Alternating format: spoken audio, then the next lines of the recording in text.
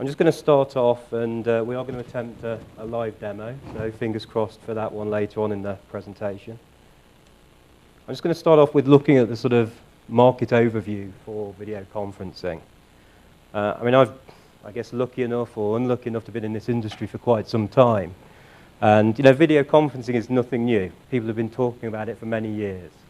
But, there's definitely seems to be a groundswell in what you can see from some of these analyst reports and articles is, people are now looking at video conferencing markets in Europe growing by 20%.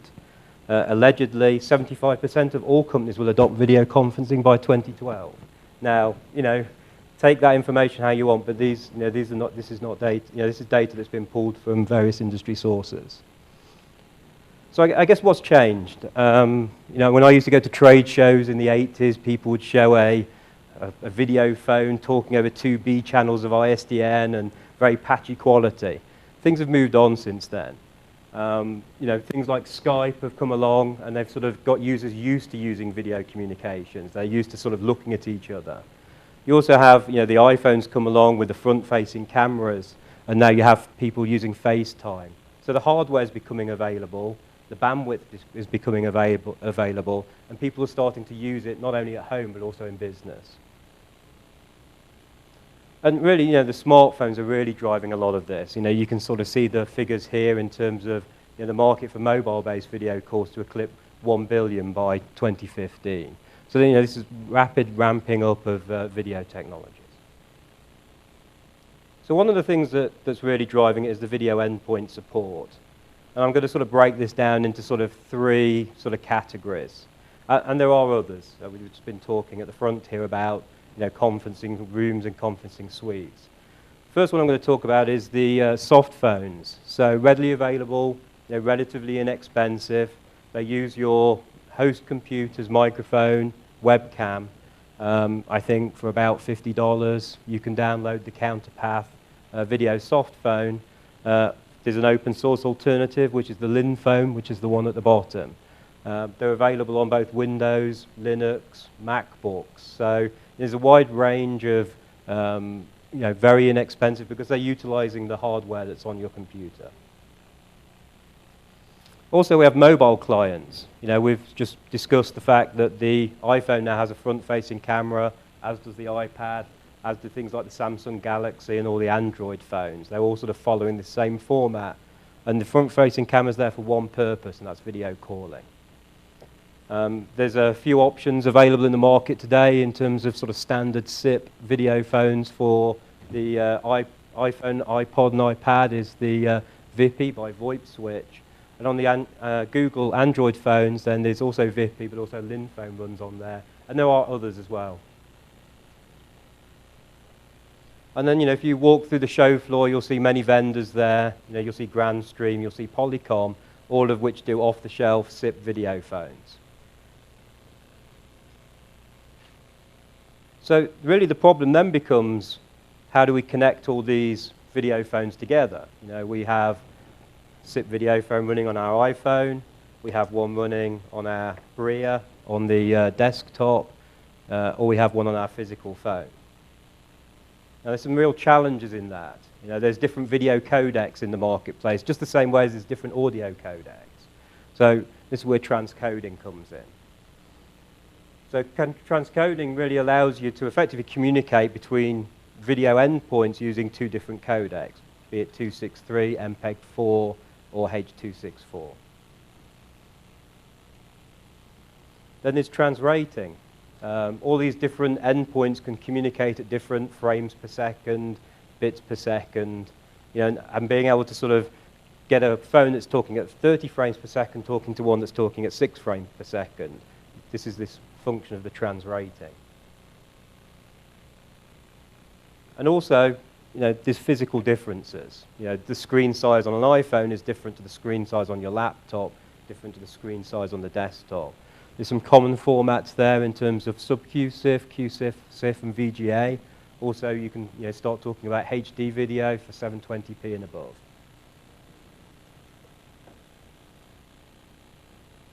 So, you've got your endpoints. We discussed some of the challenges there. And then also you've got the issues that you face with audio conference. You've got conferencing management. So really there's two main types of video conferencing. There's the active talker video conference, where you have a single person visible at any one time, and then the voice energy of people talking determines which person's going to be visible. So you get a single window that changes based on an active talker. The other option is a tiled video conference output. You know, these take many different forms. You could have 2 side by side. You could have 4 in the case that you see here. One of the big challenges in really mixing these videos and presenting this sort of tiled view is, again, you can have all these different endpoints with different screen sizes, different video codecs. So what you need to do is break those video streams down to a lowest common denominator, which is a YUV format. And when you're in that one format, you can start to manipulate the image, bring them together, and then start doing these sort of tiled outputs, delivering it back. Obviously, one of the big issues with video and audio is you've got to have good lip sync as well. You know, with audio, you know, you don't have to worry about that. But when you've got a video conference, the audio and video needs to be absolutely synchronized. So really, just to give a good example of this, we have 4 different endpoints, all of which are running different codecs, different screen sizes, different video and audio codecs. So what you see, for example, in the top, I guess my top right, yep, top right, you see an iPad running H.264 VGA with a HD audio codec. And then, you know, on the top left here, you see actually some, and that's connecting via Wi-Fi. On the top left, you see somebody with a lower quality H.263 SIF running on a narrowband audio codec. So what's going to happen is we're going to have to decode the video streams coming in, convert into this YUV format and assigned linear to be able to mix them. We then deliver the 4-party mix at the bottom, and then we deliver it back to the end parties, back using exactly the same codec they came in, and also the same audio. Now, why is that important? Well, let's take the situation where we have the 2 on the right who are actually in VGA. Well, it's quite right that both those endpoints don't want to go down to the lowest common denominator, which in this case would be H.263 with SIF. So you want the people that have got VGA to see VGA. They see each other in VGA, but they see a lower quality experience from the person coming in with just a SIF. And it's the same with audio. If you've got a HD audio channel, you want to hear HD audio. So don't drop it down just because you've got somebody in with a 729 or a lower narrowband codec. You also have the same challenges as you have with audio conferencing in terms of managing. You know, how many users are allowed in a conference, and what type of role those people have in a video conference. You know, do they show their video, or are they just viewers? So I guess having said all that, you know, why a Dialogic at an Asterisk conference? And I guess how do we address this market? And we do that with a product called DiaStar. You can see a lot more detail on the project on projectdiastar.org, and we'll come into that towards the end. So how does DiaStar work, and I guess how does it connect to Asterisk? As you can see from the picture above, you have Asterisk on the left-hand side there. That talks to the DiaStar server using a channel driver called ChanWoomera. Now, the difference with ChanWoomera to maybe other channel drivers is that has an IP connection over to the DiaStar server.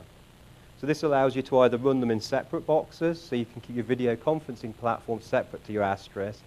One of the benefits here is you can share those video conferencing resources across multiple Asterisks. So it provides a great benefit there. So it gives a client server, but it's also possible to install Asterisk and DiaStar on a single box. You know, if you want a sort of a single box deployment, that's also possible. It gives a lot of flexibility. So we distribute DiaStar using an ISO CD. It's downloadable from the projectdiastar.org website. You put it in the server, it formats the box, it puts CentOS on there, it puts DiaStar on, you bring it up, and you have a functioning system. The functionality and the video conferencing application is controlled in Asterisk dial plan. So the DiaStar server has no intelligence. It effectively just provides the raw video transcoding, transrating, and conference mixing. Asterisk as standard will pass video through. So if you connect up two endpoints and configure them exactly the same, you can have a video conversation through Asterisk. What this provides is that ability that Asterisk has to sort of effectively mix any audio to anything. We do the same here with video, and we do the same with the sort of mixing of the videos with the video conferencing. So yeah. Okay, can I come back to that at the end? Is that okay? Appreciate that. So, I mean, just to point out, although this is a talk on video conferencing, there are some additional features that we support in terms of DiaStar, in terms of things like SIGTRAN. So what we've tried to do is look at Asterisk and look where Dialogic have resources that we feel we can add value to the platform. You know, there's no point trying to recreate what they have. What we're looking at doing here is adding complementary services. So how do we do this? I guess DiaStar provides you with this transcoding. We can transcode between H.263, 264, and MPEG-4. It provides the video resizing that we talked about. It also provides video play and record applications. So where you have a play within an Asterisk dial plan, we have a WUMRA playback to be able to play both audio and video content. This allows you to create things like IVVRs, interactive voice and video response systems. So when you dial into an IVR, you hear press 1 for this, press 2 for that, and at the end you hear press 5. So by that time you've had to listen to all the options before you get to the option that you want. Being able to put a video menu up there, you can see the options straight away, select them, so it speeds up that interaction also. We also have the ability to do things like RTSP streaming. So if you have an RTSP server, the DiaStar has a built-in RTSP client that allows it to do things like stream video from security cameras. You can create an IVR application that gives you access to a number of security remote cameras. We also have built in there, I mean, in terms of creating video content can be expensive and time-consuming. What we provide within DiaStar is the ability to play an image file and overlay that with dynamic content control from the Asterisk dial plan. So your menu options, in terms of a list, will be written straight out from the Asterisk dial plan. And this really covers some of the, how we would do this. So the WUMRA playback I mentioned, rather than just passing an audio file, you can now see that you can specify a video file as well. Background is the same as the Asterisk background in terms of the WUMRA background. This allows you to effectively interrupt the video and audio playback by pressing a digit. It also allows you to press the pass this overlay file, which is this menu builder that I spoke about. And we can also record video, be it a video conference or a video call. DiaStar supports video conferencing in two main modes. What we mean by ad hoc is that really you set up the video conferencing room and then people can come and go as they please. So the conference room's always there. Say it's on 1,000, you dial 1,000 from your phone, you will go in and whoever's in there, that's fine. We also have a controlled conference. The controlled conference means that a conference controller has to go into the conference before other people can join. This is more of a moderated conference. Within these conferences, there's three main roles. There's the controller that we've just spoke about that activates the conference for others to join. And effectively, the controller's video would get sent up until the point where the first presenter joins. They can choose not to send their video as well. The presenter is a full participant, so they will effectively be full duplex. They'll be showing their video as well as receiving. And the attendee are watch only. So it's exactly the same as an audio conference. You're either in a listen-only mode or you're in a presenter mode. We're also able to put onto the conferencing stream in terms captions. So as people join, we can read off of the SIP username, or you can overwrite that in the Asterisk dial plan to put the person's name up in a little caption underneath. And they can be displayed for the duration that they're in the conference, or you can specify a time, so show the caption for, say, 10 seconds. we can display a video clip or a static JPEG into a conference. So if you're on a company briefing and you want to sort of watch the latest corporate video, you can stream that to all the people within the conference.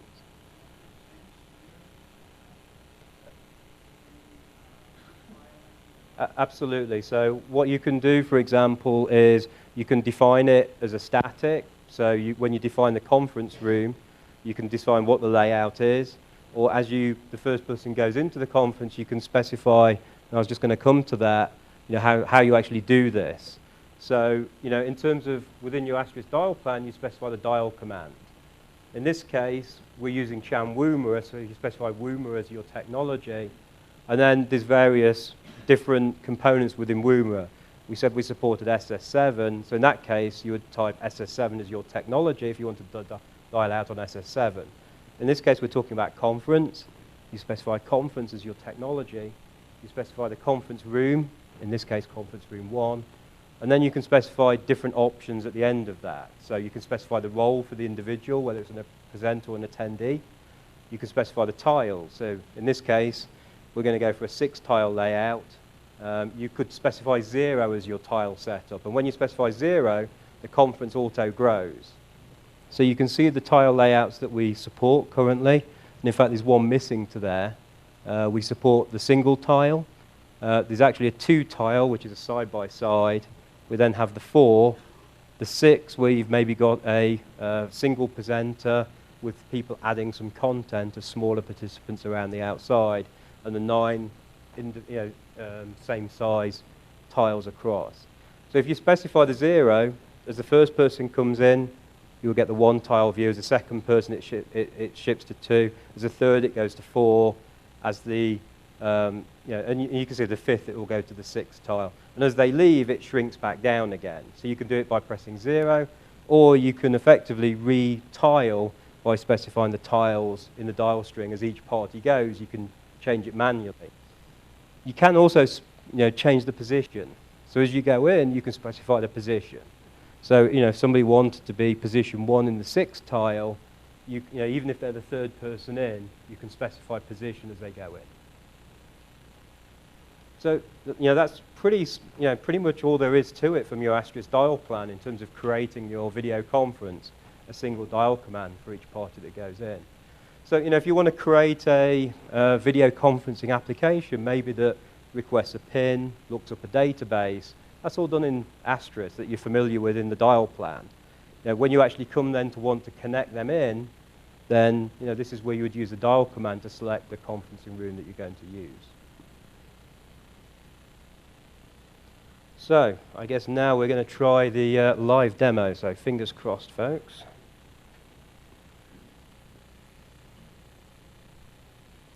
So what I have here on the desktop is I have a Bria soft phone.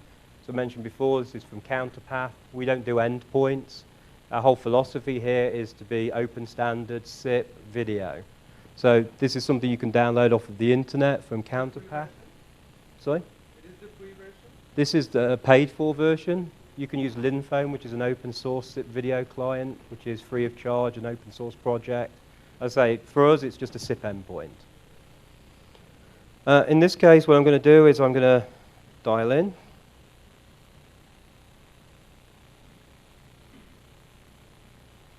And what you would hear now, if I had audio on,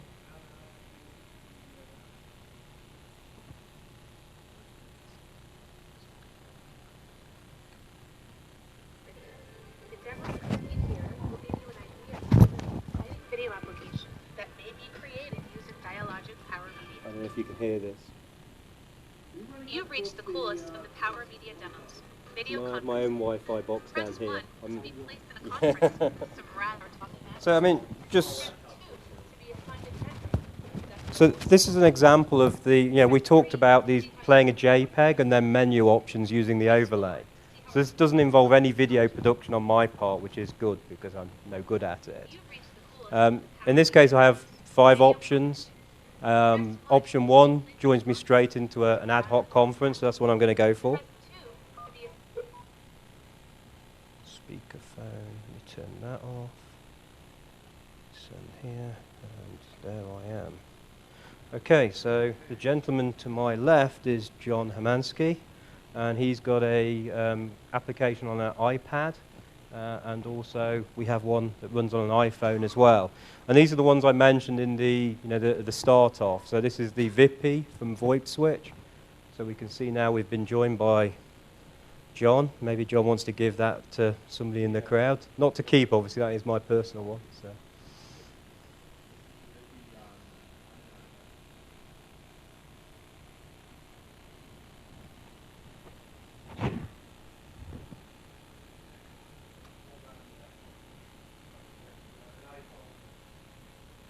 Entered into the conference.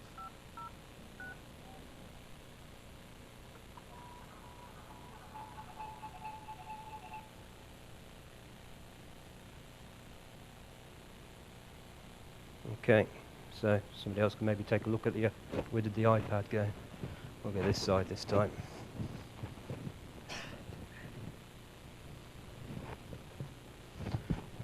So pass it around yourself, take a look. The Wi-Fi here, to be honest with you, because there are so many Wi-Fi endpoints, we do get a bit of interference. But hopefully this gives you a good idea of the sort of capabilities we have here, using standard SIP endpoints, iPhones, iPads, Android phones. We don't do the hardware. We do the media server. We do the bit that does the conferencing mix, the video transcoding. As far as we're concerned, we're happy to interrupt with any SIP video endpoint, and that's what we're trying to enable here. That's a good question. We can obviously mix 9 physical people that you can have a full role with. You can have other people just joining for watching. So you could have one presenter in a conference with 50 people who are just on a view only. It's always well, I was just going to qualify how we come to sort of the math. It's always difficult to give an advanced figure with video because the size, the maths for transcoding and mixing as you go up the size gets exponentially more. It sort of doubles or times 4 when you go from SIF to VGA.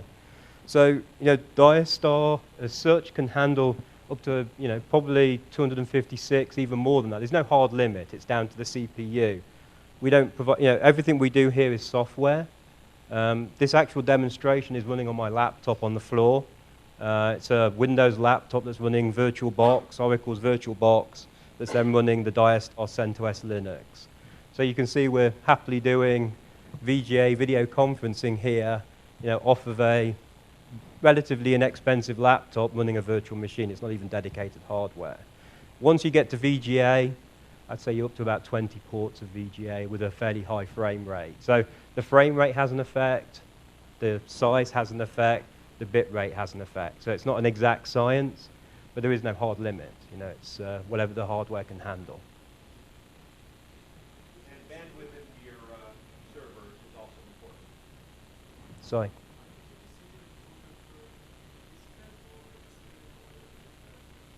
So we will encode and decode individually into the YUV format, and we'll always deliver back to them whatever they came in as. So let's, if you take the example here where, the guys on the left, say VGA, they will, you see the VGA output here, they will both be seeing VGA. Maybe the guy in the top right is, on a 263 QSIP. He just gets the worst experience, and you will see him in a low resolution, but the rest of you all see VGA. So it's not a single hit. Yeah, I'll definitely get onto that. I've got a few more slides, and I'll take sort of all the questions then, hopefully, that I haven't covered. Okay, so what you saw then when we dialed in, you saw those menus. You could see how we use the WUMRA playback and background to create the actual application. And then at the end, we just use the dial there to dial into the video conference. So I'll leave that up, and we'll just go through the last few slides that hopefully go into a little bit how we set this up and hopefully answer a few more questions on that. Okay, we do have the ability to try it yourself. You can do that in a couple of different ways. We host a public demo of DiaStar that you can just dial into from anywhere. even behind your corporate natted network. And I'll show you how we sort of set this particular system up.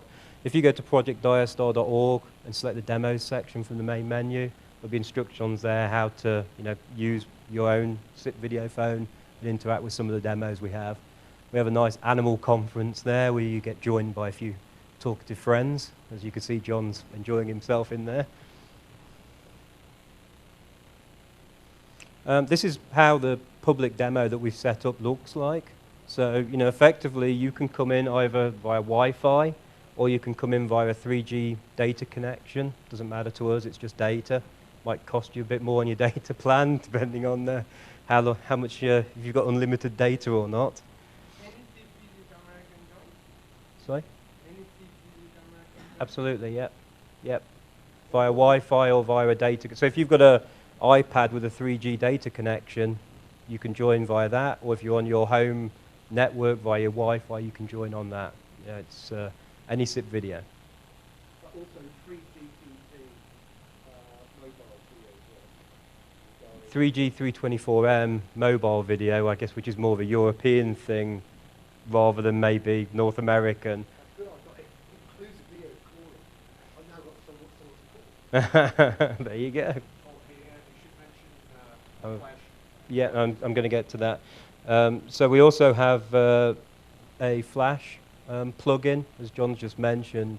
We're partnering with Adobe on that one, I think. Is it, John? Yeah, we have actually a couple of different the Flash gateways that we're able to send our SIP calls into, and then on your browser with a Flash plugin, pretty much do the same thing you can on a SIP phone.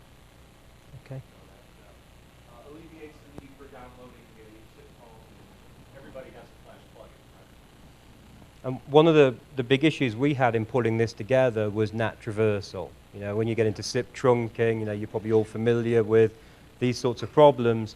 Dialogic have a product called the BorderNet 500 Gateway, and this was a real lifesaver for us in terms of putting a general public demo together, because it provides things like remote NAT traversal. So if you're behind your corporate LAN, it can also handle those situations. And you can see, you see the Flash to SIP gateway here, and you see the video conferencing running on the DiaStar, and the Asterisk is actually co-located on that same one box. So that's how we put together our public demo. If you're doing it all within your own business, then you don't need the BorderNet, you don't need the NAT traversal. All you need is your Asterisk and a DiaStar server.